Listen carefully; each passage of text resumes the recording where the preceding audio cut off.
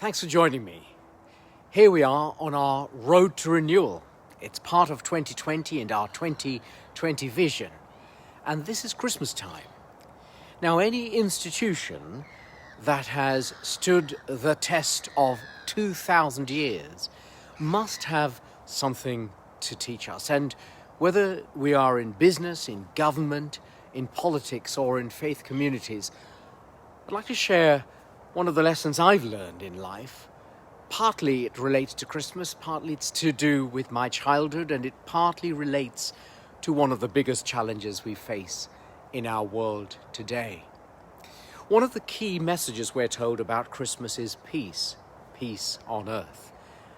And one of the greatest challenges that we face in our world today, whether it's between nations or communities, between individuals in families, and indeed in our own hearts, is this question of, do we have peace, and where does it come from? I was born in Ceylon, Sri Lanka as it was, and I lived there till I was about 5 years old, the youngest child of 7. My father had been a veteran in the Second World War and fought against the Nazi threat, the threat of totalitarianism in Palestine. And in Ceylon, Sri Lanka as it is now called, while there were people of the Christian faith, there were Muslims, Hindus, Buddhists, and my own recollection, albeit as a child, is that there seemed to be a sense of respect and valuing one another. It seemed that people were firstly of the same nation and of the brotherhood of humanity before perhaps they were of a particular religious background.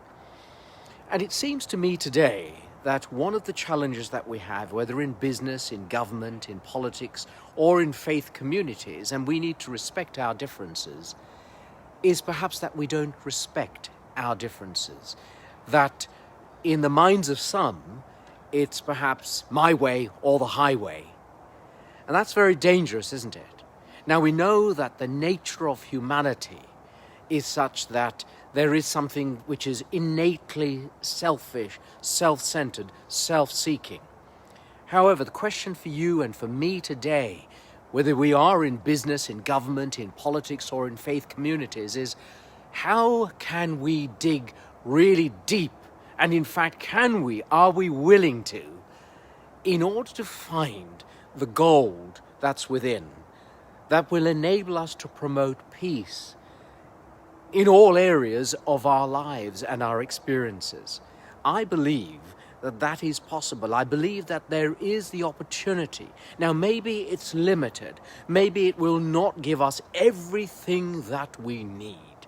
However, the opportunity, the question, and the challenge really is there. Can we dig deep enough into our lives? Perhaps ask ourselves the questions.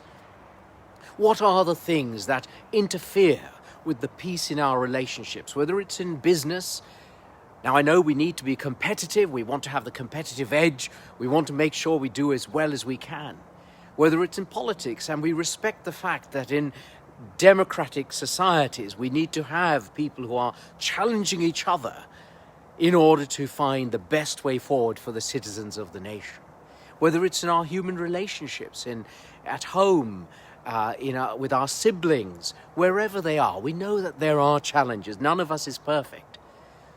But I wonder if at Christmas time we can dig deep, go for the gold, and find out as we come forward towards the end of this year, towards the end of 2020, which has been a remarkably challenging year, can we find the gold that will enable us, whatever our backgrounds, wherever we are, in business, in government, in politics, or in faith communities, dig deep, find the gold, and move towards that place of peace. One step at a time. The world, someone said, is not moved along by the mighty shoves of its great heroes, but by the cumulative of the pushes of each individual worker. That's our opportunity as we go towards Christmas. Dig deep, find the gold. Let's pursue peace with all our hearts. Thanks for